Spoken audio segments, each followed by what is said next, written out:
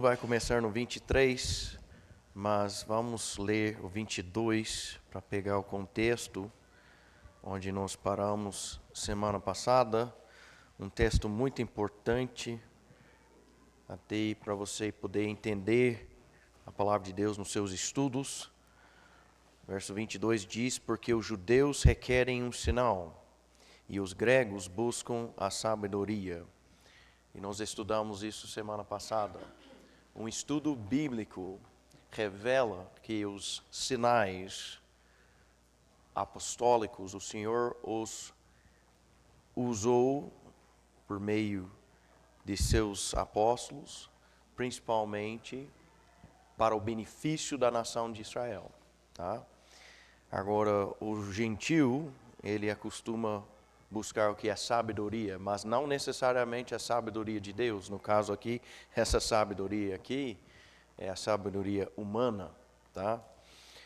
E note como o Espírito Santo faz um contraste entre essa declaração verdadeira, né, e a próxima. Ele fala dos judeus e gregos, no sentido de gentios, lembrando que nós somos a igreja. Esses três povos, quando você está lendo ou estudando a Bíblia, sempre deve se considerar. Senão você vai fazer uma confusão na palavra de Deus, tá? Então, aproveitando que estamos falando sobre isso, pega a sua Bíblia, folhe as páginas, mesmo livro, 1 Coríntios, agora vá até chegar no capítulo 10. Capítulo 10. E assim como 1 Coríntios 1, 22 é um texto importantíssimo para que você entenda a palavra de Deus, 1 Coríntios 10, 32 também. É um texto muito importante para você poder estudar adequadamente a palavra de Deus. 1 Coríntios 10, 32.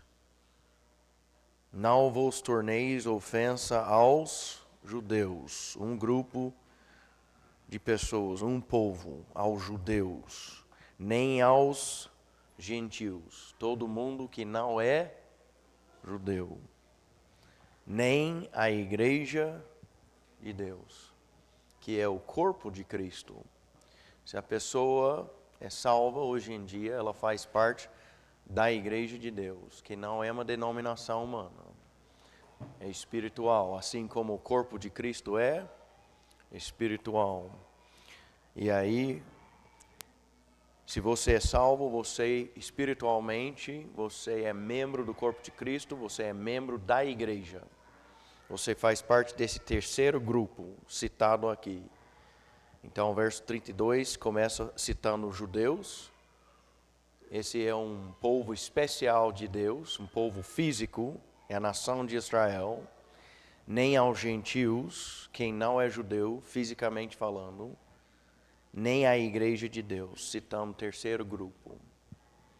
Ok? Voltando para 1 Coríntios 1, 22, mas os judeus, é o grupo, o primeiro grupo que nos encontramos no capítulo 10, verso 32. Requerem um sinal. A nação começou com sinais. Nós estudamos isso semana passada. Quase o mundo inteiro, pelo menos no mundo oeste, sabe que Israel começou com sinais.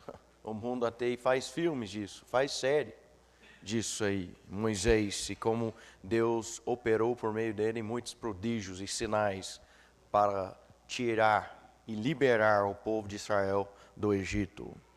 Porque os judeus requerem um sinal, e os gregos, no mundo então, quando Paulo escreveu, o mundo então conhecido, foi conhecido pela cultura grega, o idioma, ou seja, a língua internacional na época era grega. Buscam a sabedoria, mas, ou seja, um contraste, mas nós pregamos a Cristo crucificado. Então, o ministério bíblico não foca em sinais, nem em sabedoria humana, não se funda em sinais, nem em sabedoria humana, mas sim na pregação de Cristo crucificado. E isso para esse mundo é loucura. É exatamente o que Paulo está explicando. Mas nós pregamos a Cristo crucificado, olha, que é pedra de tropeço para os judeus e para os gregos, loucura. O grego, porque ele busca a sabedoria humana, quando você chega a ele falando, para você ser salvo, você precisa acreditar num judeu que foi assassinado, assim, pendurado numa cruz e morreu. Para você ser perdoado por seus pecados, precisa acreditar ou crer nesse judeu. E o gentio fala o quê? Tá louco? Obviamente há algo que eu posso fazer. É só isso? Entende como loucura. Agora, o judeu, para ele é uma pedra de tropeço.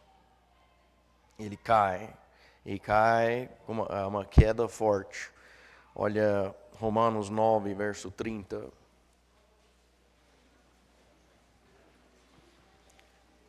É mais fácil um gentil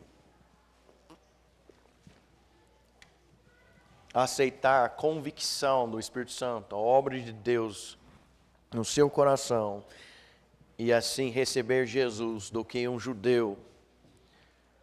Porque o judeu ele é muito orgulhoso. Porque desde do Velho Testamento, e porque ele recebeu a lei, ele entende, eu preciso fazer alguma coisa. Obviamente há algo que eu preciso fazer, porque os mandamentos precisam ser obedecidos. Amém? Precisam ser obedecidos. Porém, levante sua mão se você já conseguiu cumprir todos os mandamentos. Ninguém pode. Por isso Jesus Cristo veio, cumpriu a lei, morreu inocente, vítima inocente, no meu lugar, no seu lugar, como um sacrifício perfeito. Mas isso para o judeu é o quê? Pedra de tropeço. Verso 30 do Romanos 9. O que diremos então? Que os gentios que não seguiam a justiça, alcançaram a justiça que é pela fé. Paulo está falando dos gentios do Velho Testamento, saindo do Velho Testamento para o Novo. O gentio não teve a lei de Deus. Então, naturalmente, não buscava a lei de Deus. Mas, vindo Jesus e a pregação do Evangelho da Graça, muitos gentios aceitaram Cristo e estão aceitando até hoje. E recebendo a justiça de Deus como? Pela fé. Mesmo que antes eles não buscaram a justiça pela lei. 31. Mas Israel, os judeus, que seguia a lei da justiça, Velho Testamento, a lei dada a ele, não alcançou a lei da justiça. Ninguém pode. Por quê? Porque eles não a buscaram pela fé, mas como que pelas obras da lei, pois eles tropeçaram na pedra de tropeço. E note que a pedra de tropeço é uma pessoa. Como está escrito, eis que eu ponho em Sião uma pedra de tropeço e uma rocha de ofensa, e todo aquele que crer nela não será envergonhado. Quem que é a pedra? Voltando para 1 Coríntios 1, 23. Mas nós pregamos a Cristo crucificado, que é pedra de tropeço para os judeus. A pedra é quem? Quem é a rocha? É Cristo. Então, já a palavra de Deus definiu para nós Mateus 16, 18. Olha Mateus 16, 18.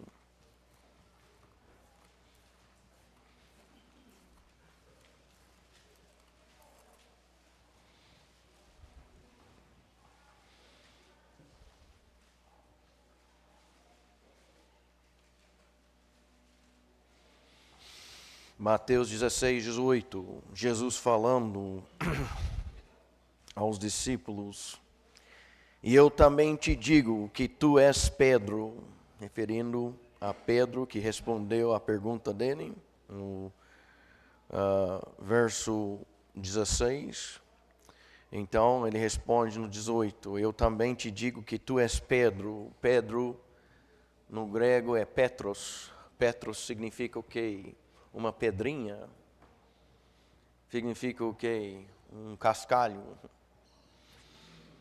E sobre esta rocha, a palavra grega é Petra, é o quê? É rocha. É uma pedra mesmo, maior. Eu edificarei a minha igreja, e as portas do inferno não prevalecerão contra ela.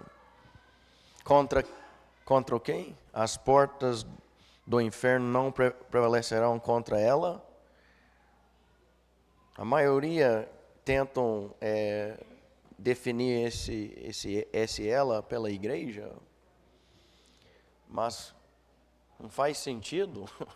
A igreja vai para o inferno, a igreja luta contra o inferno, e mesmo se lutasse, como ganharia? Você não tem texto bíblico para apoiar essa interpretação. Mas sabe, a rocha foi ao inferno. Atos 2 fala que Jesus Cristo foi ao inferno e não ficou lá.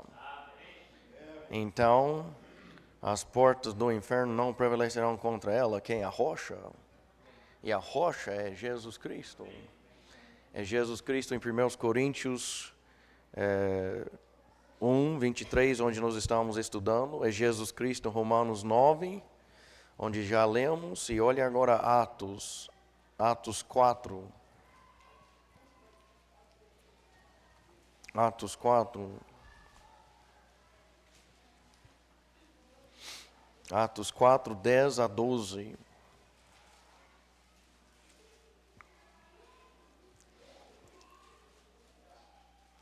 Atos 4, 10 a 12. Seja do conhecimento de todos vós e de todo o povo de Israel, que em nome de Jesus Cristo de Nazaré, a quem vos crucificastes e a quem Deus ressuscitou dentre os mortos, por ele este homem está em pé diante de vós. É o Pedro que está pregando. Olha o verso 11. Ele é a pedra que foi rejeitada por vós, os edificadores, a qual foi posta por cabeça de esquina. E em nenhum outro há salvação, porque não há nenhum outro nome dado aos homens debaixo do céu, pelo qual devamos ser salvos. A palavra de Deus já fala quem é a pedra. Amém. Não é Pedro. Não é uma instituição religiosa, é Jesus Cristo. 1 Coríntios, então, 1, 23. O contraste é: mas nós pregamos a Cristo crucificado, que é pedra de tropeço para os judeus e para os gregos loucura. Graças a Deus que eu posso pregar Cristo crucificado. Imagine se precisava pregar uma instituição religiosa. Não tem nenhuma que é perfeita. Imagine se você precisava pregar uma igreja local. Não tem nenhuma que é perfeita. Essa não é. Começa com um pastor, eu não sou. Amém. Graças a Deus que nós pregamos Cristo crucificado. Ele é perfeito, Ele fez a obra. Ele, somente Ele é digno. Amém? 24. Mas para os que são chamados, tanto judeus como gregos. Por que os dois? Porque em Cristo eles são um. Cristo é o poder de Deus e a sabedoria de Deus. 25. Porque a loucura de Deus é mais sábia do que os homens, e a fraqueza de Deus é mais forte do que os homens. Deus falou: eu vou providenciar salvação para o ser humano, a criatura que eu fiz. E sabe o que ele decidiu fazer? Ele decidiu se tornar carne e vir aqui. Amém. E como é que ele nasceu? De uma virgem, uma moça, sem um homem humano, engravidou e deu luz. O grego, o gentil não entende isso. As pessoas falam, mas aí a Trindade, explica a Trindade para mim. Eu não vou, como é que eu vou conseguir explicar a Trindade para você?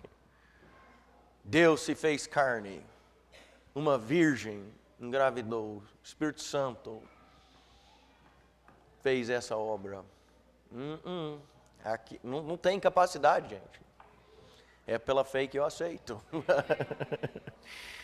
E isso é loucura, a loucura de Deus, como o próprio Espírito Santo coloca aqui no verso 25. Olha 1 Timóteo 3,16.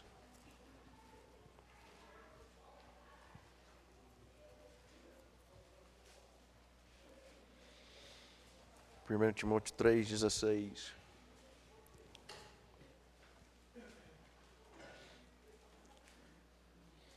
E sem controvérsia, grande é o mistério da piedade. Deus foi manifesto na carne, justificado no Espírito, visto pelos anjos, pregado aos gentios, crido no mundo, recebido acima na glória. De quem fala o texto? Como diz o eunuco para o Felipe. Está falando de Jesus Cristo. Amém. Amém. 1 Coríntios 1, então, verso 26. Que vedes o vosso chamado, irmãos. Então, diante dessas verdades, pelo fato dos gentios olharem para a cruz, salvação em Cristo, entender como loucura, pelo fato de para os judeus Cristo ser uma pedra de tropeço. Então, diante desses fatos, porque vedes os vossos chamados irmãos, que não são muitos homens sábios segundo a carne, nem muitos os poderosos, nem muitos os nobres que são chamados. Note que o texto não diz que os sábios segundo a carne, que não tem nenhum que é chamado, ou entre os poderosos que não tem nenhum. Não está falando que não tem nenhum. Falam que não são muitos. Ou seja, a maioria das salvas não são os homens que esse mundo considera como sábios ou poderoso. E isso é verdade. Uma das grandes deficiências que a pessoa pode ter é a inteligência. A pessoa muito inteligente, ela acaba fazendo o quê? Ela acaba confiando no seu cérebro, ao ponto de, às vezes, soltar uma ou outra que é loucura perante a palavra de Deus. Amém?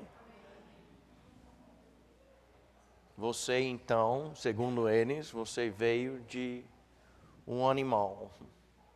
Eles não sabem, assim, explicar tudo isso, porque no processo de evolução, eles têm umas brechas ali entre um animal para o outro, eles não sabem preencher, até hoje estão procurando, né, o vínculo. Mas, pela fé, eles acreditam na religião deles. Amém?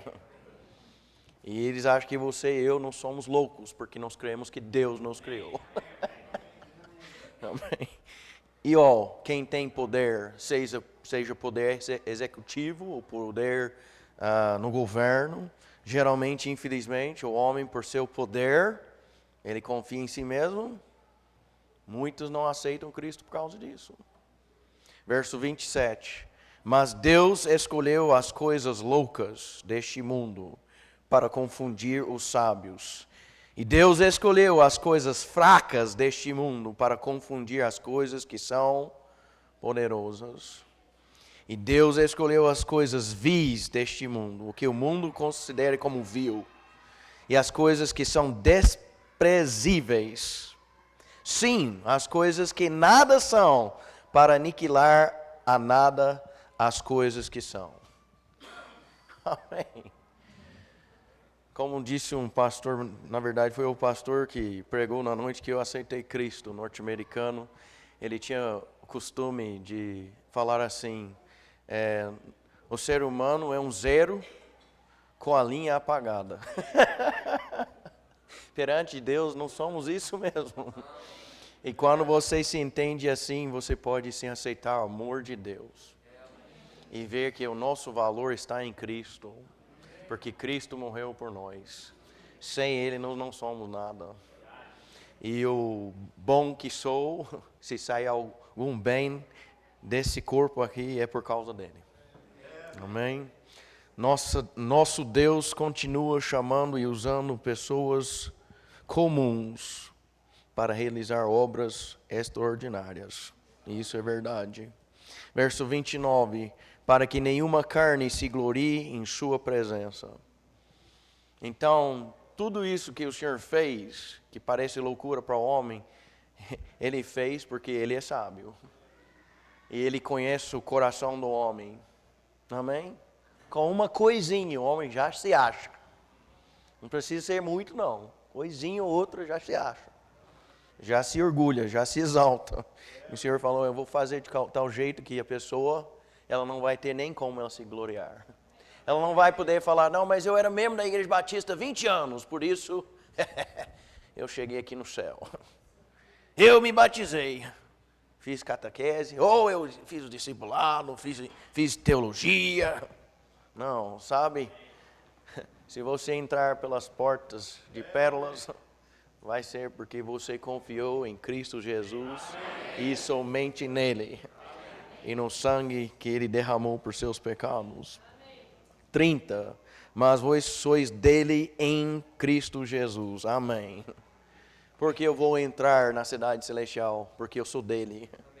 Ele me comprou. 1 Coríntios 6. 1 Coríntios 6, 19.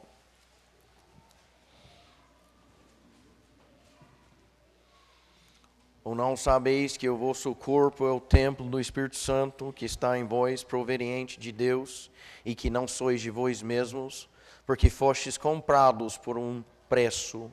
Portanto, glorificai a Deus no vosso corpo e no vosso espírito, os quais são de Deus.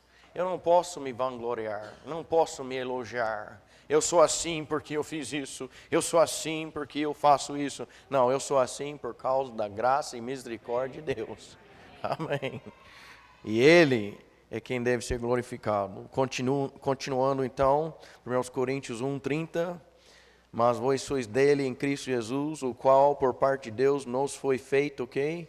Sabedoria, justiça, santificação e redenção. Então, o homem moderno, ele precisa de sabedoria, por quê? Porque ele é ignorante. Amém. Hoje o povo acha porque carrega um aparelho, não estou nem com o meu, mas porque carrega um aparelho na sua mão, em mãos aí, que é inteligente. Porque eu posso pesquisar na Google, eu sou inteligente. Uma criança pode pegar, abrir lá e... Isso não é inteligência. Isso não é. E também há uma diferença entre inteligência e sabedoria. Inteligência tem a ver com conhecimento. Sabedoria é saber como usar o conhecimento, como aplicar a inteligência que você tem. Ele precisa de justiça porque ele é injusto. Ele precisa de santificação porque ele é imundo. E ele precisa de redenção porque ele é um escravo de Satanás. Amém, amém. Graças a Deus que em Cristo podemos e encontramos o que? A nossa sabedoria. Olha Tiago 1:5. Essa é uma oração, um pedido que deve se fazer todo dia, viu? E eu aprendi isso com meu pastor e vi meu pai crescendo e sendo criado por ele, fazendo isso, e tem sido uma grande bênção na minha vida por poder seguir aos exemplos de homens que faziam isso na minha vida. Tiago 1:5. Se algum de vós tenha falta de sabedoria, peça a Deus. Na quarta-feira nós fazemos um culto de oração. Em seguida tem um estudo bíblico. Mas muitas das vezes alguém levanta a mão e assim faz o pedido, pedindo sabedoria. Pastor, ore por mim, preciso de sabedoria. Amém.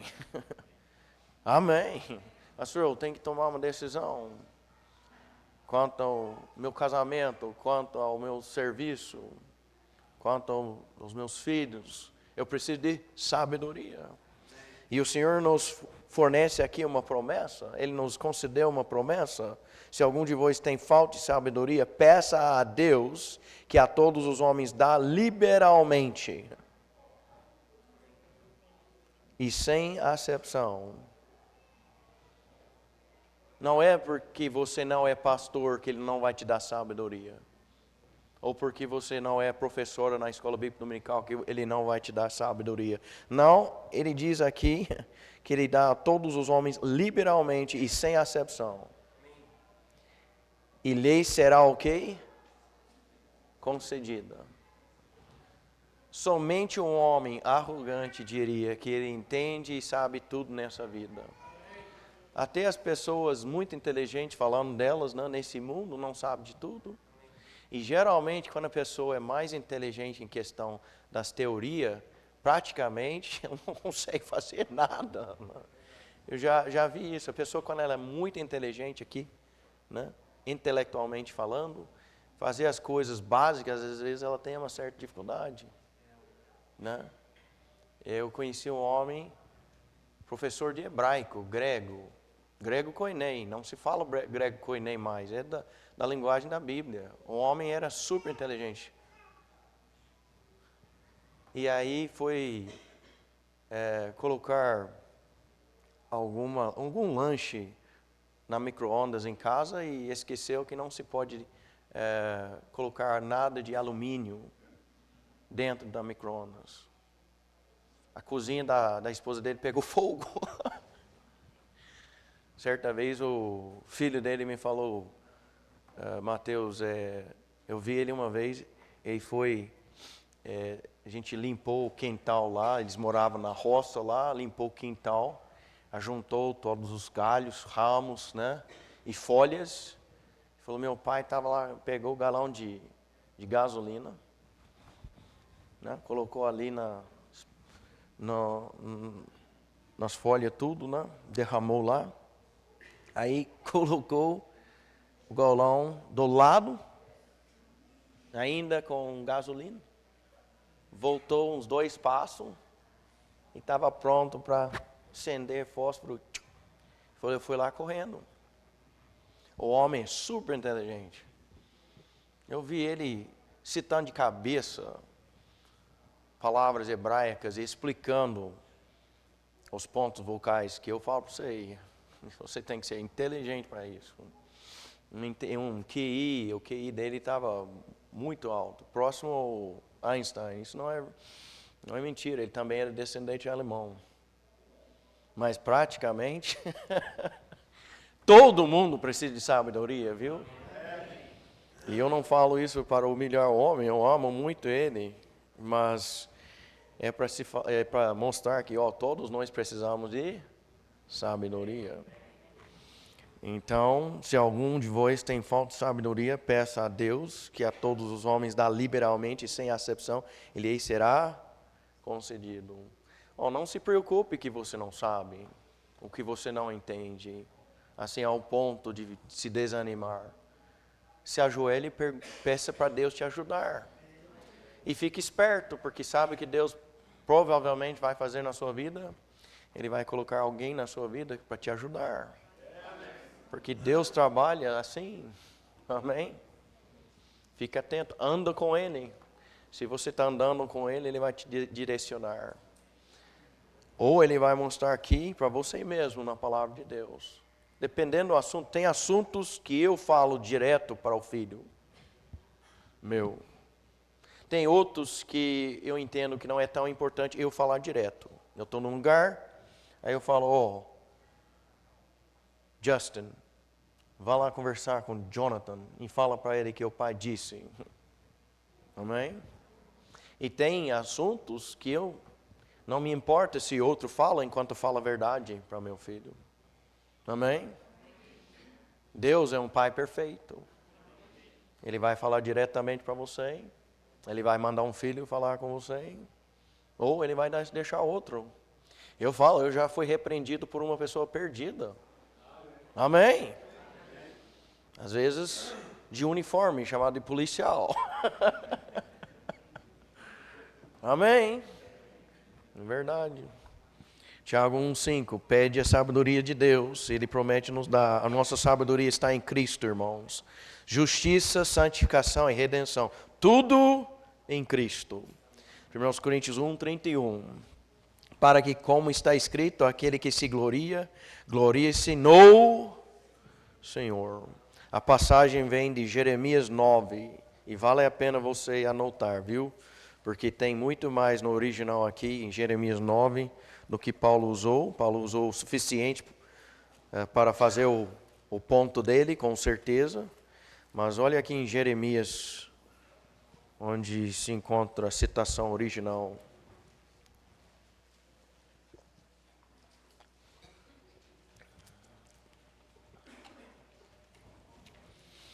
Jeremias 9, 23, assim diz o Senhor, não se glorie o homem sábio na sua sabedoria, nem se glorie o homem poderoso no seu poder, tampouco se glorie o homem rico em suas riquezas, mas permitam àquele que se gloria, gloriar-se nisto, que ele me conheça e saiba que eu sou o Senhor, que faço misericórdia, juízo e justiça na terra, pois nestas coisas me deleito, diz o Senhor.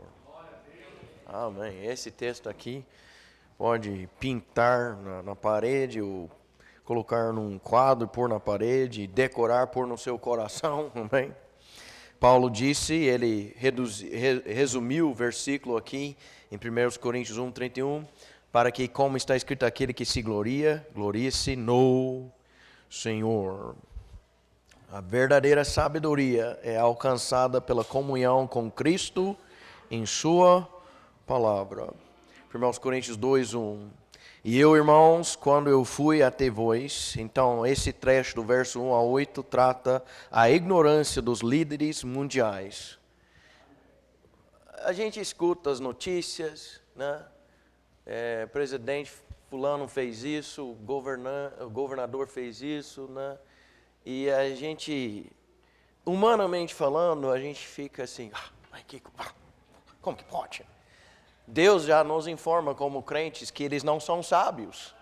E que o Deus desse século presente é quem? Então, nada disso deveria ser uma surpresa para quem é salvo, amém? O salvo que lê a Bíblia não deve se surpreender com a ignorância dos governantes desse mundo. Eles são ignorantes mesmo, infelizmente. A gente deve orar por eles. E por esse motivo, amém? Não confie em nenhum político, amém? Ore por eles.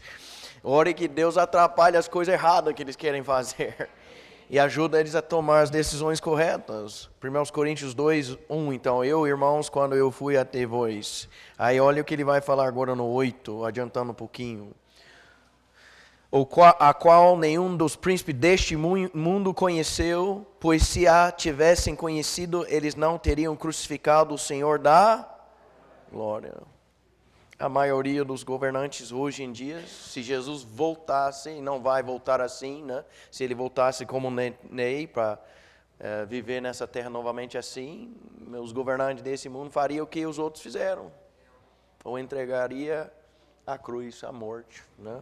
Mas quando ele voltar essa vez, ele não volta como neném. Ele volta como Rei dos Reis e Senhor dos Senhores, pronto para guerrear e tomar posse de tudo que pertence a Ele. 1 Coríntios 2:1. E eu, irmãos, quando eu fui até vós, não fui com excelência de discurso ou de sabedoria, declarando-vos o testemunho de Deus. Paulo não procurava usar sabedoria humana ou palavras cultas ou grandes para assim impressionar a congregação que o escutava. Ele usava palavras comuns para o homem comum poder se entender. Usava as palavras que o Senhor colocou no coração dele para usar.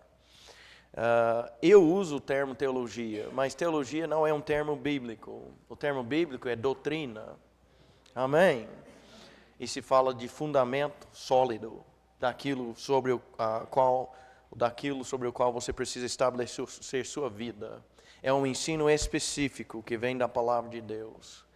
tem muitos termos na teologia. Eu procuro usar mais palavras bíblicas do que meros termos teológicos. Porque termos teológicos poderia se definir de várias formas, ou tem muitos grupos que assim definem o mesmo termo de várias formas.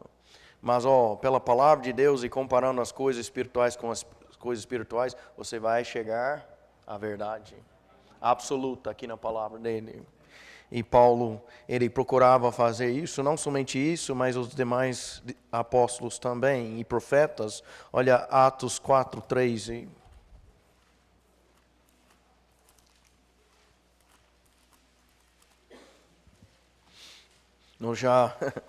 No começo hoje já citamos Atos 4, olha o verso 3.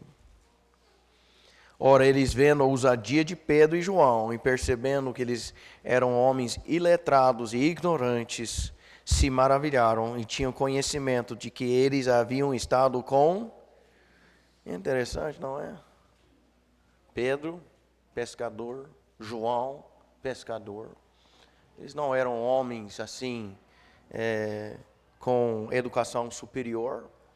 Deus escolheu uns trabalhadores, homens comuns. Sabe a quem o Senhor concedeu a revelação dos últimos dias? Apocalipse foi escrito por quem? Por um pescador. E até hoje, o livro dele, certamente, corretamente, está sendo estudado em faculdades e seminários. Amém? Isso é o poder de Deus, a sabedoria de Deus. Olha Marcos 12:32. Paulo, ele era um homem muito educado, muito estudioso, teve muitos estudos, mas ele não procurou assim se gabar ou se exaltar por uma certa linguagem que o povo assim iria admirar. Como ele fala bonito. Não, ele falava comum e direto, de forma simples para as pessoas poderem se entender ou entender a mensagem. Olha Marcos 12:37. Porque se Davi mesmo lhe chama Senhor, como é ele então seu filho? Jesus perguntando. Olha a última frase. As pessoas comuns ouviam de boa vontade. Amém. Que essa igreja seja uma igreja que estude a palavra de Deus. Amém? Mas, sabe, eu já percebi, estudando a história da igreja, que igrejas assim, reconhecidas como igrejas que estudam a Bíblia, tipo a igreja presbiteriana, a igreja batista, muitas vezes os seus líderes, principalmente no passado, erraram em usar tantos termos técnicos, e isso de teologia, de assim, termos que têm significado, que podem ser aprendidos, mas não são termos que o homem comum usa. O cristão deveria se adaptar e conhecer as palavras da Bíblia, principalmente, amém? Então, se você, como pastor ou professor bíblico, fica usando termos que o povo não conhece e nem consta na Bíblia, o costume, o que vai acontecer com o tempo é o quê? De perder o povo. O povo não vai entender. Graças a Deus, a palavra de Deus, ela tem sua linguagem. E a pessoa que dedica tempo nela vai aprendendo essa linguagem. Agora, na teologia, pode-se usar termos, sim, teológicos, para, assim, definir certos estudos, mas no púlpito e ensinando para a igreja, deve-se tomar um certo cautela com isso, porque o povo precisa conhecer esse aqui, que está em mãos, amém? Ok, vamos parar aqui. Senhor Deus, muito obrigado por esse estudo que nós fizemos. Ajude-nos, Senhor, a entender essas verdades que são de Ti, que o Espírito Santo inspirou e preservou para nós. Ó Senhor, o poder não está em mim, o poder está em Ti e nas Tuas palavras. E peço agora que a tua palavra tenha curso, ou livre curso agora entre os que estão aqui, e que entre nos corações de cada um, e que cada um tenha ouvidos para ouvir, e que cada um hoje responda a essa palavra da forma que tu queres, da forma que agrade a ti, Senhor, em nome de Cristo e para a tua glória. Amém. Amém. Ok, irmãos.